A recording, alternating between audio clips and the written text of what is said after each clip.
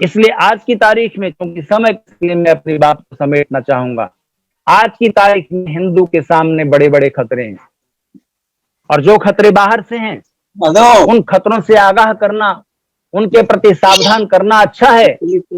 लेकिन जरा ये तो सोचिए, दुनिया में सांप हैं, खतरनाक है, बिच्छू हैं, मच्छर हैं, चोर हैं, लुटेरे हैं, डाकू हैं, तो हैं। आप ये कह कहकर क्या कर लोगे कि देखो डाकू है, देखो ये चोर है, देखो ये सांप है, ये काटता है, इसका बड़ा जहरीला होता है और बड़ा जहरीला और काटता फिरता है, जहां देखता है लोगों को डंस लेता है, ये बिच्छू है, इसके जहर से बड़ा दर्द होता है और ये मानता नहीं, ये बड़ा दुष्ट है। कहने से नहीं होता है, सावधान करने के लिए अच्छा है। लेकिन जब पता लग गया कि वो ऐसा है, तब क्या उपाय है? उपाय ये है कि आप सावधानी रखिए। अब वायरस फैला हुआ है, अब वायरस है तो है, वायरस को कोसने से कुछ नहीं होगा, बचाव करने से होगा। इसलिए बचाव के क्या उपाय हैं, मैं आपसे कहना चाहता हूं, हिंदू का सबसे बड़ा दुश्मन हिंदू खुद है। वैसे ही हिंदू सारी धरती पर देखें तो अल्पसंख्यक है। अगर सारी धरती के धार्मिक समुदायों से इसकी तुलना करें तो थोड़े यहूदी पारसी लोगों को छोड़ दीजिए, लेकिन बाकी बहुत सारे जो बड़े समुदाय हैं उनसे तो बहुत कम है। लेकिन अगर और भी आप बारीकी में जाएं तो हिंदू का सबसे बड़ा शत्रु, हिंदू की आंतरिक जो विघटन की भावना है वो है। हिंदू को धर्मनिरपेक्ष तो अब बनाया गया, लेकिन ये राजनीति निरपेक्ष तो जाने कब से है। और इसके अंदर जो बैठी हुई भावना है राजनीति से निरपेक्ष होने की, कौन नृप होए हमें का हानि, तो कोई भी आ जाए हमें क्या फर्क पड़ता है, हमें तो वही काम करना है। ये जो इस राजनीतिक सत्ता का जो भाव था हिंदू से लुप्त कर दिया गया, और उसे बहुत ज्यादा सहनशील बनाने की जो प्रक्रिया तेज हुई, उसने हिंदू का विनाश किया, और वो प्रक्रिया अब भी जारी है, कुछ लोगों के द्वारा षड्यंत्र पूर्वक जारी है, और हिंदू को छोटे छोटे टुकड़ों में बांटने की तैयारी है। इसलिए दूसरे धार्मिक समुदायों के धर्म गुरुओं की चिंता छोड़िए, मैं तो हिंदू धर्म गुरुओं से पूछना चाहता हूं कि आप अपने धार्मिक प्रवचनों में हिंदू जागरण का कौन सी बात 1 मिनट के लिए भी कहते हो? जो बातें अंधविश्वास से भरी हुई, जो बातें हिंदू को कमजोर बनाएंगी, आप उनको प्रचारित करते हो, रासलीलाएं दिखाते रहते हो। जब भी आप राम कथा कर रहे हो, जब भी आप श्री कृष्ण कथा कर रहे हो, तो उनका जो दिव्य स्वरूप है, उनका जो अत्याचार का मान मर्दन करने का जो स्वरूप है, जो उनका दलन करने का, ध्वंस करने का जो स्वरूप है, उसकी तो बात ही नहीं करते। राष्ट्र निर्माण की तो कोई चर्चा ही नहीं होती इनके कथा प्रवचनों में। ना वो खुद जागरूक हैं, ना अपने अनुयायी समुदाय को जगाना चाहते हैं। केवल चढ़ावे से, केवल दक्षिणा से जब तक आपका प्रयोजन रहेगा। बड़े बड़े धर्मगुरु कथा करने के लिए बड़े शहरों में क्यों जाते हैं? धनवान लोगों के बीच ही क्यों कथा करते हैं? क्यों नहीं जाते वनवासी इलाकों में? आप ईसाई मिशनरी की शिकायत करते हो कि वहां जाता है, इस तरह से धर्मांतरण करता है, ऐसे लोभ देता है, ऐसे लालच देता है।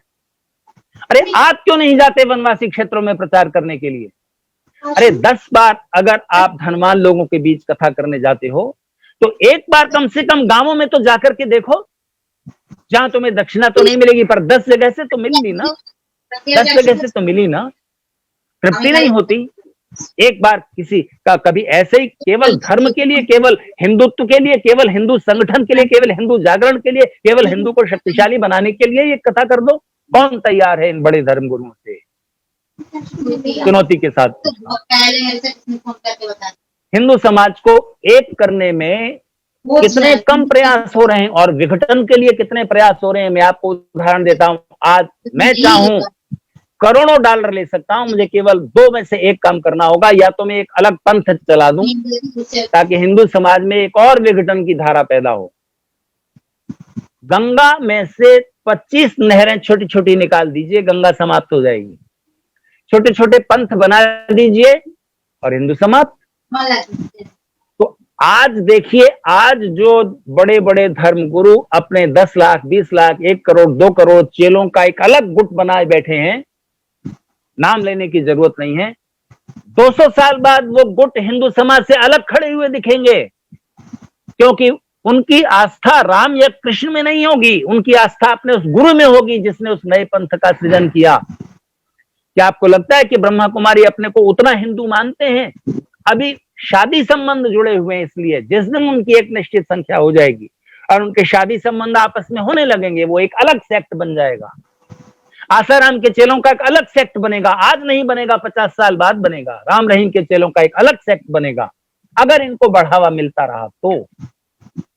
किसी हिंदू धर्मगुरु को चिंता नहीं है, और हिंदू संगठन के लिए काम करने वाली संस्थाओं का भी ध्यान इस पर नहीं है।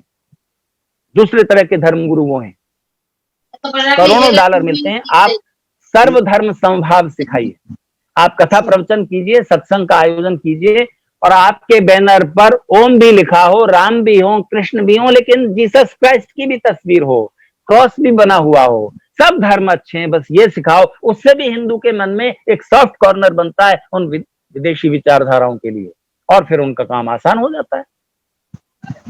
कितने कितने षड्यंत्र चल रहे हैं आपकी जड़ों को काट डालने के लिए, ध्वस्त कर डालने के लिए, और हिंदू को होश ही नहीं है। ये सबसे बड़ी दुर्घटना है। इसलिए दूसरों को क्या रो रहे हैं, हमारे अपनों ने ही हमारा नाश करने की ठानी है। आज हिंदू समाज 3 बड़े टुकड़ों में बटा हुआ है राजनीतिक दृष्टि से, एक दलित, एक ओबीसी और एक अपर कास्ट। जिस समय राजनीतिक सत्ता पाने के लिए वोट डालने का वक्त आता है, उस समय भारतीय होकर वोट डालने की तो बात बड़ी दूर है, हिंदू होकर के भी वोट डालने वाले बहुत थोड़े से होंगे। एक चुनाव आता है और जातियों में बांटकर इस विराट समाज को तोड़कर आपस में दुश्मनियां पैदा करके चला जाता है। और 12% नौकरियां हैं रिजर्वेशन के द्वारा जो मिलती हैं, कुल 12% नौकरियां हैं सरकारी सेक्टर में, गवर्नमेंट सेक्टर में। उन 12% नौकरियों का झुंझुना देकर के हर राजनीतिक पार्टी हिंदू समाज को टुकड़ों में तोड़ती है। जिस समय मंडल कमीशन लागू कर रहे थे विश्वनाथ प्रताप सिंह, हमने आर्य समाज की ओर से एक प्रस्ताव पारित करके भेजा था। इस देश को अगर एक रखना है, हिंदू समाज को अगर टूटने नहीं देना है, तो उसका एक ही तरीका है कि रिजर्वेशन दीजिए, पर इस आधार पर दीजिए कि जो जाति बंधन तोड़कर शादी करेगा केवल उसको रिजर्वेशन दे। ऊंची जाति वाला ओबीसी में करे, ओबीसी वाला शेड्यूल कास्ट में करे, करके देखो 3 सप्ताह लगेंगे जाति के दायरे टूटने में। इससे समाज जुड़ता है लेकिन वोट नहीं मिलते। उन धूर्त नेताओं ने इस समाज को तोड़ने की, हिंदू समाज को टुकड़ों में तोड़ने की कोशिश की है, और वो सफल हुए। इस समय 2 ही राजनीतिक विचारधाराएं चल रही, 2 राजनीतिक धाराएं चल रही है, विचारधारा मत कहिए, 2 राजनीतिक धाराएं चल रही। एक धारा इस नीति पर काम करती है, इस स्ट्रेटेजी पर काम करती है कि हिंदू समाज को जातियों में तोड़ो, 2-4 बड़ी जातियां अपने साथ जोड़ो और एक अल्पसंख्यक वर्ग को जोड़ लो और सत्ता मिल जाएगी।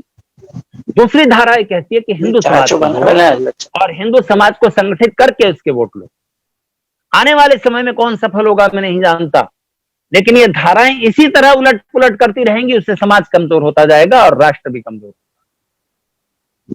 इसलिए बातें तो बहुत की जा सकती हैं, लेकिन एक व्यक्ति जोशीले भाषणों को सुन करके और हिंदू को जगाने वाली बातें सुन करके आखिर में सवाल पूछता है कि आखिर मैं इंडिविजुअल, एक व्यक्तिगत स्तर पर क्या कर सकता हूं। ये कर सकते हो कि ऐसे विचारधाराओं से जुड़ो, ऐसी संस्थाओं से जुड़ो, ऐसे संगठनों से जुड़ो जिनके केंद्र में राष्ट्र है,